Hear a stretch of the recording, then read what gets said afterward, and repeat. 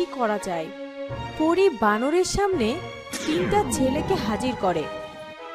এই নে, যে ছেলেকে তোর পছন্দ হয় তুই তাকে নিয়ে নে, তাও এবার আমাকে ছেড়ে দে। বানর একটি ছেলেকে বেছে নেয়। ছেলেকে নিয়ে প্রতাপগড় রাজ্যের রাজা সুনীল রাজার রাজ্যে পৌঁছে যায়।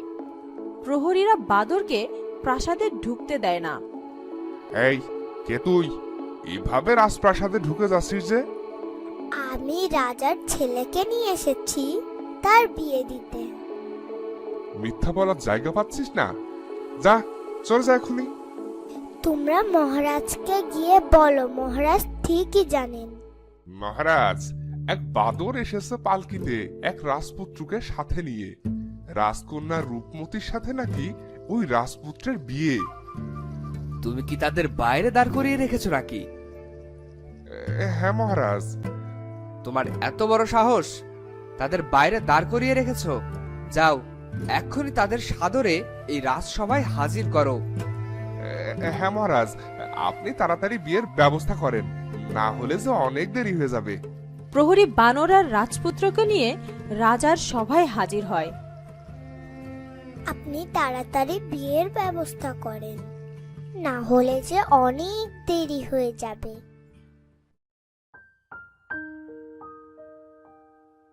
বানর রাজকন্যার রাজকুমারীকে নিয়ে রাজপ্রাসাদে হাজির হয়। মহারাজ, এই তো আপনার পুত্র আর পুত্রবধূ। আজ আমি অনেক খুশি হয়েছি। তোরা এসেছিস বাবা? হ্যাঁ মা। আজ আমার অনেক খুশির দিন, তাই আমি চাই এই রাজ্যে সবাইকে পেট ভরে খাওয়াতে আর আমার কয়েদখানার সব কয়েদিকে মুক্ত করে দিতে। প্রহরী, যাও, সবাইকে মুক্ত করে দাও। আজ্ঞে মহারাজ। প্রহরী সুয়োরানী আর তার দাসীকে মুক্ত করে দেয়। আমাদেরকে মুক্ত করে দিলে যে? রাজপুত্র বিবাহ করে রাজপ্রাসাদে এসেছে, আর সেই খুশিতে মহারাজ সব কয়েদিকে মুক্ত করে দিয়েছেন। দৌরানি, যাও, ওদের নিয়ে কক্ষে যাও। কিরে, তুই কিভাবে আমার ক্ষীরের ছেলেকে মানুষের রূপ দিলি? বিধাতা চাইলে সব সম্ভব মা। এই তোমার নিজের ছেলে। কেন মা, তুমি কি তোমার ছেলেকে পেয়ে খুশি হওনি? হ্যাঁ বাবা, আমি আজ আমার নিজের ছেলে পেয়েছি, পুত্রবধূ পেয়েছি। আমি খুব খুশি। মহারাজ আমাকে আগের মতো মেনে নিয়েছে। আমার আর কিছুই চাই না। ওদিকে সুয়োরানী দুয়োরানীর সুখ মেনে নিতে পারল না। দাসী, আমি আর সহ্য করতে পারছি না। তাহলে কি করবেন রানীমা? ওই দুয়োরানী আমার সব সুখ কেড়ে নিল, তাই আমি ওকে আর শান্তিতে থাকতে দেব না। কিছু একটা বুদ্ধি আমাদেরকে বের করতেই হবে।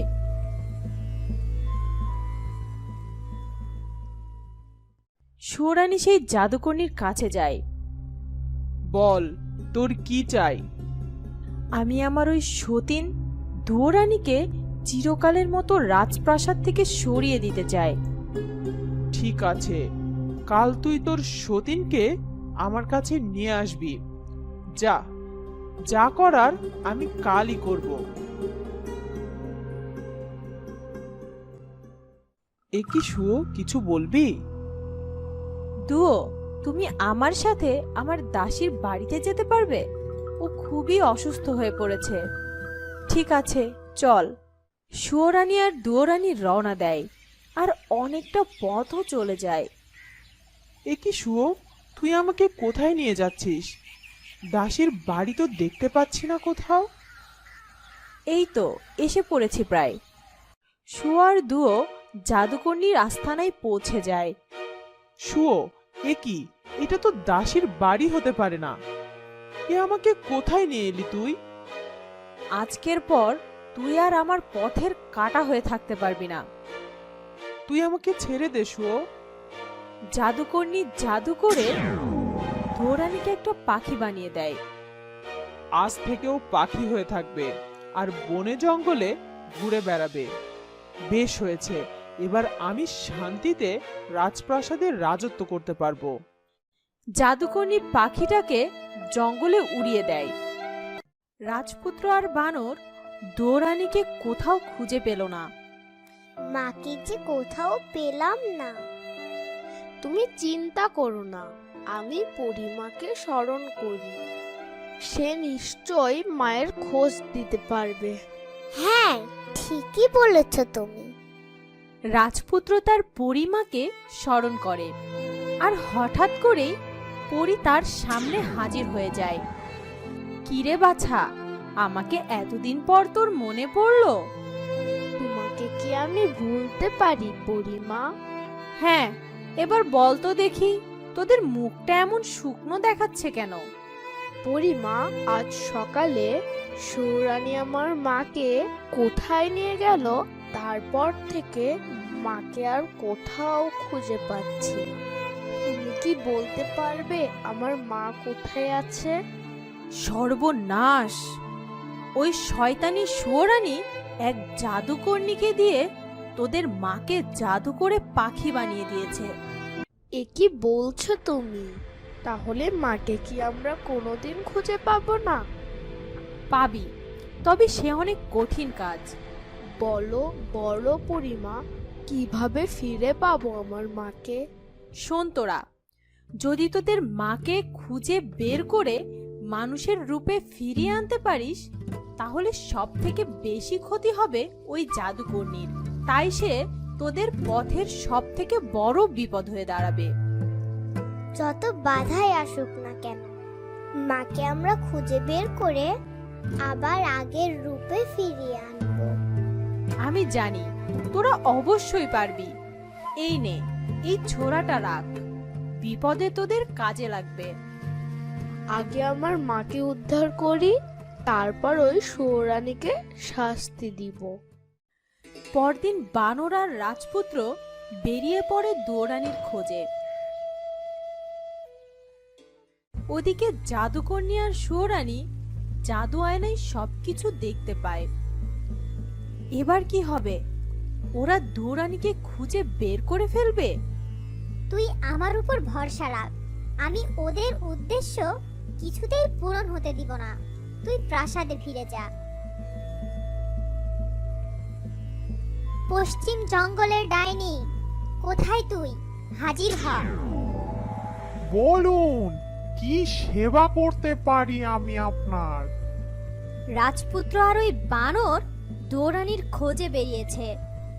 তুই তাদেরকে পথ ভুলিয়ে তোর ডেরায় নিয়ে যাবি, আর ওই গুহায় তাদেরকে চিরকালের মতো বন্দি করে রাখবি। যথাজ্ঞা, আমি এখনই যাচ্ছি। ডাইনি নিজের রূপ বদলে দৌড়ানির রূপ ধারণ করে। ওদিকে রাজপুত্র আর বানর হাঁটতে থাকে, কিন্তু কোথাও তারা দৌড়ানির খোঁজ পেল না। মাকে কিভাবে খুঁজে বের করব? এত পাখির ভিড়ে কিভাবে বুঝবো মা কোনটা? তুমি চিন্তা করো না, ঠিক আমি মাকে খুঁজে বের করব। আবার তারা দুজনে হাঁটতে শুরু করে। হঠাৎ ডাইনি হাজির হয়। তোরা কোথায় যাচ্ছিস বাবা? মা, তুমি এখানে? তুমি মানুষের রূপে ফিরে এসেছো কিভাবে? সে অনেক কথা বাবা। ভালোই হয়েছে, মাকে খুঁজে পাওয়া গেছে। চলো মা, প্রাসাদে ফিরে চলো। না বাবা, আমি তো এভাবে প্রাসাদে ফিরতে পারবো না। কিন্তু কেন মা? আমাকে যে মুক্ত করেছে তার সাথে দেখা না করে যে ফিরতে পারবো না। আমি এই জঙ্গলে কিছু ফল নিতে এসেছিলাম। ভালোই হয়েছে, তোদের সাথে দেখা হয়ে গেছে। চল, তোরাও আমার সাথে চল। ওনার কাছ থেকে বিদায় নিয়ে আমরা প্রাসাদে ফিরবো। হ্যাঁ, তাই চলো। একবার তোদেরকে আমার ডেরায় নিয়ে যেতে পারলেই হয়। সারা জীবনের জন্য তোরা সেখানে আটকা পড়ে যাবি। আর কত দূর মা? সেই কখন থেকে হেঁটেই চলেছি তো মা। এই তো প্রায়ই চলে এসেছি। ডাইনি বানর আর রাজপুত্রকে নিয়ে তার ডেরায় পৌঁছে যায়। মা, তুমি আমাদের এই কোথায় নিয়ে আসলে? তাড়াতাড়ি চলো মা, এখানে আমরা থাকতে পারছি না। আর একটু থাকলে তো আমরা দম বন্ধ হয়ে মরে যাব। কোথায় যাবি তোরা? এখানে তোদের চিরকাল থাকতে হবে। মা, তুমি এভাবে কথা বলছো কেন?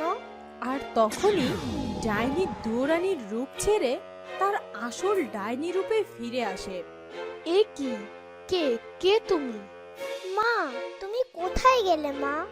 আমি তোদের মায়ের রূপ নিয়ে তোদের এখানে ধরে এনেছি। আর এখানে এই গুহার মধ্যে তোরা অনন্তকাল বন্দি থাকবি। ইচ্ছা করলেও এখান থেকে বের হতে পারবি না। হা হা হা। আমাদেরকে ছেড়ে দাও, দয়া করো। দয়া করো আমাদের উপর, এখান থেকে বের হতে দাও আমাদের। ওদেরকে ছেড়ে দেব বলে তো এখানে ধরে আনিনি। আজ থেকে এটাই তোদের জায়গা। ডাইনি বানর আর রাজপুত্রকে জাদু করে বেঁধে ফেলে। থাক তোরা, অনন্তকাল তোরা বন্দি হয়ে থাক। যেও না, আমাদেরকে ছেড়ে দাও। তাদের কথা না শুনে ডাইনি তার ডেরা থেকে বের হয়ে যায় আর সে গুহার দরজা বন্ধ করে দেয়। তো বন্ধুরা, কেমন লাগলো আমাদের আজকের এই ভিডিওটি? ভিডিওটি যদি ভালো লাগে তাহলে অবশ্যই সাবস্ক্রাইব করে বেল আইকনটি বাজিয়ে দিও। দেখা হবে পরের ভিডিওতে। ধন্যবাদ।